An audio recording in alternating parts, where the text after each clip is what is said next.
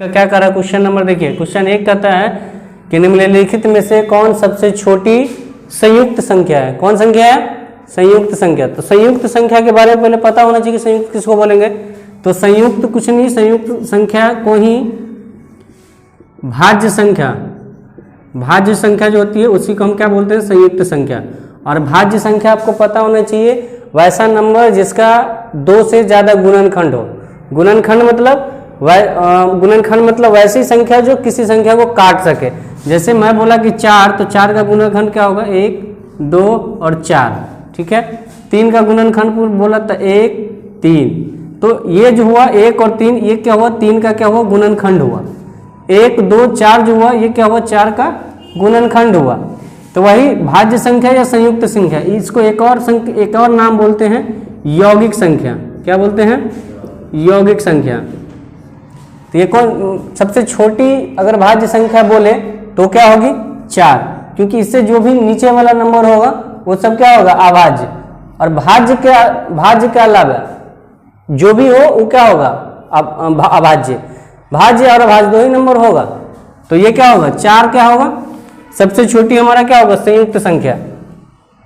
सबसे छोटी संयुक्त संख्या कौन होगा? 4। इसलिए इसका आंसर क्या हो जाएगा? ऑप्शन नंबर डी, ठीक है। दूसरा क्वेश्चन है कि पाई 1 क्या है? बताइए पाई के बारे में। किसके बारे में बोल रहे हैं? पाई के बारे में। पाई, तो पाई आप पढ़िएगा किसमें? जब ज्योमेट्री पढ़िएगा तो सर्किल में आएगा पाई का यूज होगा। तो पाई का मान होता है, हम लोग लेते हैं भिन्न के रूप में 22/7 और दशमलव के रूप में 3.14। तो जब पाई होता है ना, वो पाई होता है अपरिमेय संख्या। क्या होता है? अपरिमेय संख्या। लेकिन 22/7 जो होता है, जब इसका मान हम लेते हैं तो ये होता है क्या? परिमेय संख्या, ठीक है। तो यार तो समझ में आया कि पाई क्या होगा? तो हम बोल सकते हैं कि पाई क्या होगा? एक परिमेय संख्या। क्या होगा? परिमेय संख्या। तीसरा नंबर कर रहा है कि निम्नलिखित में से कौन अपरिमेय संख्या है। अब देखिए कुछ नंबर दे दिया और बोल रहा है कि इसको बताइए कि इसमें अपरिमेय संख्या कौन है। अभी क्या बोला? तो सबसे पहले परिमेय और अपरिमेय के बारे में जान लीजिए। परिमेय किसको बोलेंगे और अपरिमेय किसको बोलेंगे? तो परिमेय संख्या वैसी संख्या जो P/Q के रूप में हो, जहां P और Q क्या होना चाहिए? एक पूर्णांक होना चाहिए। और पूर्णांक किसको बोलते हैं? चाहे वो निगेटिव हो, पॉजिटिव हो या 0, सब आपस में क्या है? पूर्णांक है। जो पूरा अंक हो उसे हम क्या बोलते हैं? पूर्णांक। तो जहां P और Q पूर्णांक हो और Q जो है 0 के बराबर नहीं होना चाहिए। क्यों? क्योंकि Q अगर 0 हो गया तो इसका मान अनडिफाइंड हो जाएगा, अपरिभाषित हो जाएगा। इसीलिए Q 0 के बराबर नहीं हो सकता है। तो बोलिएगा क्या सर P 0 हो सकता है? तो बिल्कुल हो सकता है। तो 0 P अगर लेते हैं और Q कोई नंबर लेते हैं तो ये क्या आता है? 0। इसका मतलब है कि 0 भी क्या है? परिमेय संख्या है। हम बोल सकते हैं कि 0 भी एक क्या है? परिमेय संख्या है।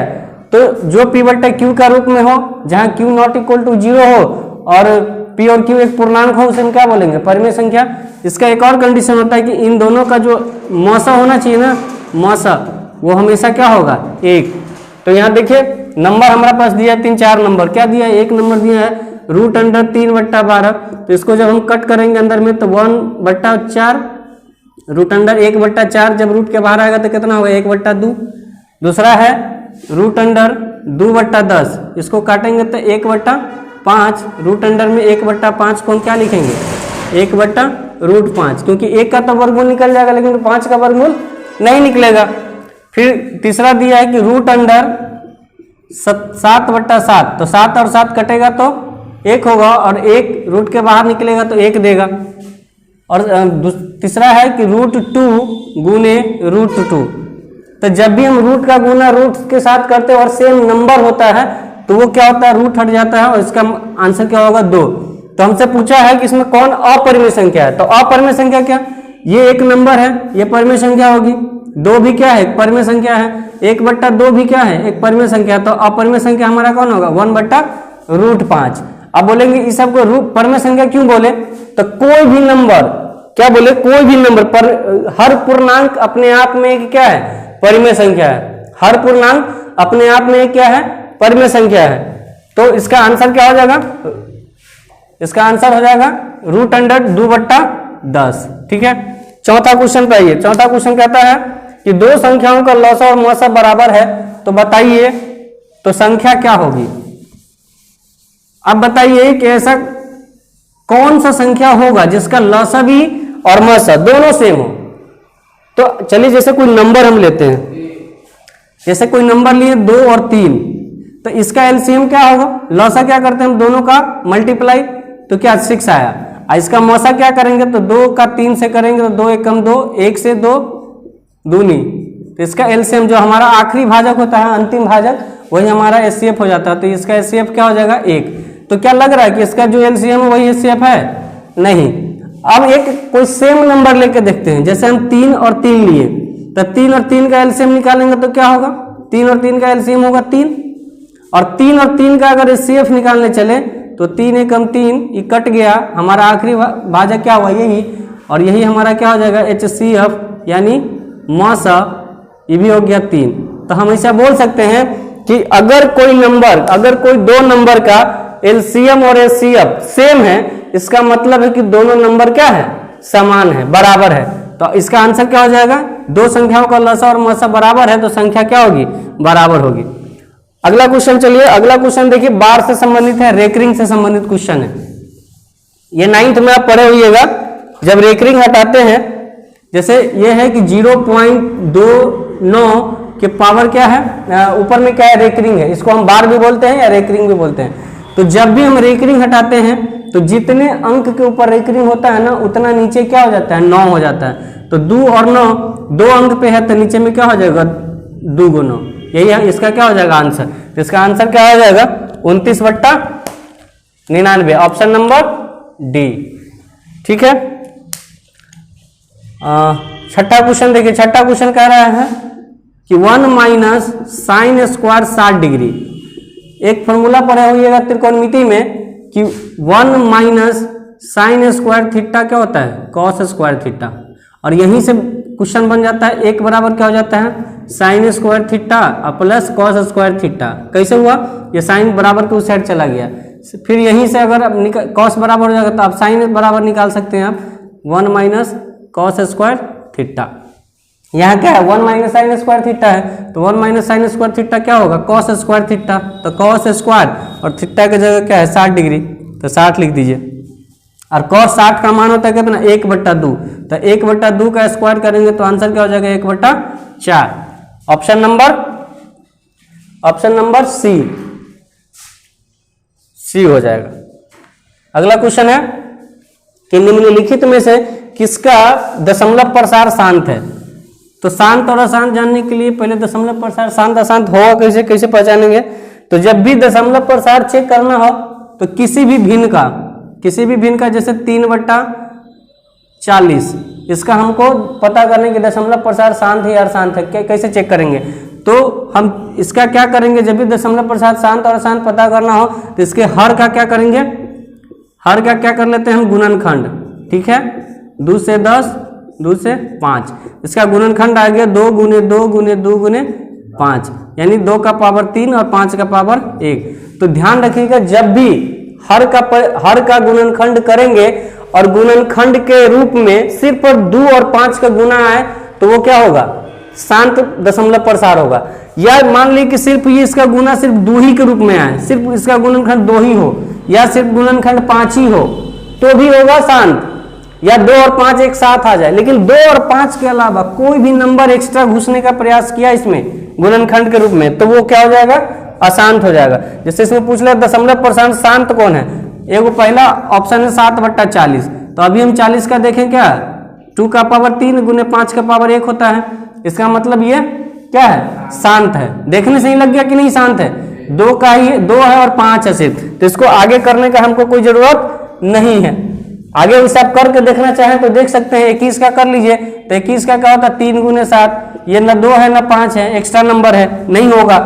196 है इसके तीसरा का, तो 196 का 14 × 14 होता है, और 14 में क्या छिपा हुआ है 2 × 7, इसका मतलब ये भी नहीं होगा। चौथा है 121 है, और 121 क्या होता है 11 का स्क्वायर होता है, इसका मतलब ये भी नहीं होगा। तो हमारा जो शांत प्रसार होगा वो क्या होगा 7/40, ऑप्शन नंबर 1।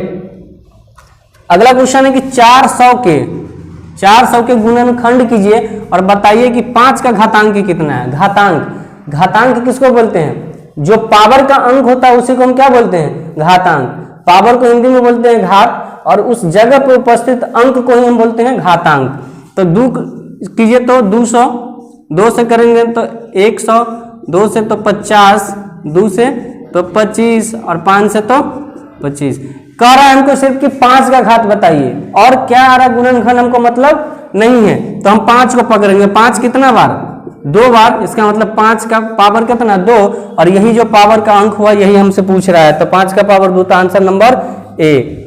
अगला क्वेश्चन है कि यदि 130 को, ये सब मॉडल पेपर का क्वेश्चन है, सेट नंबर 1 का चेक कीजिएगा। क्वेश्चन है कि 130 गुने 130 को हम कैसे लिख रहे हैं? 15 गुने 8 प्लस 10। अब बोल रहा है कि 2 नंबर है क्या? 130 और 15। इसका लैंग्वेज समझने का खेल है, लैंग्वेज समझने में परेशानी हो सकती है। बोल रहा है कि इसका जो एचसीएफ होगा ना, इसका एचसीएफ होगा वो किसके, इसका जो मौसा होगा वो जो ऑप्शन दिया है हमारा 4 ऑप्शन, उस 4 ऑप्शन में से किसके मौसा के बराबर होगा। तो पहला है 9 और 16, दूसरा है 15 और 20, तीसरा है 15 और 8, चौथा है 130 और 8। तो ये बताइए पहले इसका तो निकाल के हम देख लेना। और मौसा निकालने का सबसे आसान तरीका क्या है कि इस सब का 130 और 15 का क्या कर दीजिए? गुणनखंड कर दीजिए। गुणनखंड करेंगे तो 5 तो इसमें होगा ही, तो 5 से होगा तो 5 दूना 10, 26, उसके बाद 2 गुने 13, ये इसका गुणनखंड हो जाएगा। इसका गुणनखंड हो जाएगा 3 गुने 5। और मौसा निकालने का तरीका है कि जो दोनों में सेम हो, कॉमन मिले, वही क्या हो जाता है? आंसर हो जाता है। तो इसमें कॉमन क्या है? 5 और 5, तो इसका मौसा क्या हुआ? 5। तो हमको इस दोनों में से ऐसा पेयर, ऐसा जोड़ा खोजना है जिसका एचसीएफ क्या होगा? 5। तो देखने से लग रहा है कि 15 और 20 में क्या है? 5 छुपा हुआ है। इसका मतलब हम बोल सकते हैं कि इसको क्या है, यही हमारा क्या हो जाएगा? एचसीएफ। 9 16 का करके देखिएगा तो 9 का होगा 3 गुने 3 गुने 1, 16 का होगा तो 4 गुने 4 गुने 1। इसमें क्या है कॉमन दोनों का? 1। इसका एचसीएफ 1 है। और एक और चीज हम बता दें कि अभी बताए हैं कि वैसा 2 नंबर जिसका एचसीएफ 1 होता है वो सहअभाज्य संख्या होती है। क्या होती है? सहअभाज्य संख्या। तो इस क्वेश्चन का आंसर क्या है? 15 और 20। इसमें देखिए क्वेश्चन है अगला नंबर, क्वेश्चन 11 है कि रूट अंडर 125, क्या बोल रहे हैं? रूट अंडर 125 का परमेयीकरण बताइए। और बताइए परमेयीकरण कब करते हैं? इस नंबर को पूरा करने के लिए बोल रहा है कि इसको किस अंक से गुना करें कि ये एक परफेक्ट नंबर बन जाए, मतलब रूट के बाहर आके पूरा नंबर आ जाए। तो रूट 125 को अगर हम तोड़े तो ये होगा 5 गुने 5 गुने 5 यानी 3। हमको पता है कि किसी भी नंबर को अगर रूट से बाहर लाना है, इसका मतलब है कि वो नंबर रूट के अंदर 2 बार गुना होना चाहिए। उसी के बदले में एक जोड़ा को बाहर जब निकालते हैं तो 1 के रूप में आता है। जब भी हम किसी नंबर को रूट से बाहर निकालना हो तो जोड़ा के रूप में होना चाहिए अंदर। तो जैसे मान लीजिए कि ये क्या है? 1 जोड़ा है, लेकिन ये इसका जोड़ा नहीं है। इसका मतलब है कि अगर हम रूट 5 से और गुना कर दें तो ये ऐसे हम इसको लिख सकते हैं कि रूट अंडर 5 गुने 5 गुने 5 गुने 5। अब ये रूट अंडर में 4 टाइम्स हो गया, तो जब इसको पूरा निकालेंगे तो 5 गुने 5 25 होगा। इसका मतलब है कि इस नंबर को हमको किससे गुना करना पड़ेगा? रूट अंडर 5 से। अभी एक क्वेश्चन, अगला क्वेश्चन क्या है कि निम्नलिखित में से बताइए कौन सा युग्म सहअभाज्य संख्या है। अभी पिछला क्वेश्चन बताएं कि सहअभाज्य किसे बोलेंगे? सहअभाज्य किसे बोलेंगे? तो सहअभाज्य संख्या उसे बोलेंगे, सहअभाज्य संख्या उसे बोलेंगे जिस 2 नंबरों का मौसा जो है 1 आना चाहिए। तो ऑप्शन में 9 16, 15 20, 21 84 और 13 65। देखिए 13 से 13 तो 65 को काट ही दे रहा है पूरा। इसका मतलब इसका जो सीएफ होगा क्या होगा? 13 होगा। 21 भी 84 को काट दे रहा है 4 मरतब, इसका मतलब सीएफ क्या होगा? 21 होगा।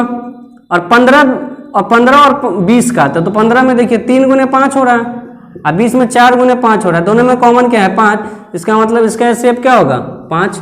लेकिन 9 और 16 में 9 को हम कर लिखेंगे गुणनखंड में 3 गुने 3 और 16 को लिखेंगे 4 गुने 4। इनमें दोनों कोई चीज नहीं मिल रहा है। इसका मतलब इसका मल्टीप्लाई किसी भी नंबर को एक और से गुना और भाग करने में कोई अंतर नहीं है, कोई फर्क नहीं पड़ता है। और किसी के नंबर के साथ अगर एक का गुना नहीं है तो समझिए कि एक का गुना वो है। तो एक और एक दोनों का क्या हुआ, कॉमन नंबर मिला, इसीलिए इसका एचसीएफ क्या हो जाएगा 1। तो यही हमारा क्या हो जाएगा, सअवाच्य संख्या होगा। सअवाच्य संख्या हमारा क्या हो जाएगा 9 और 16। ठीक है, चलिए मिलते हैं अगले वीडियो में, तब तक के लिए धन्यवाद।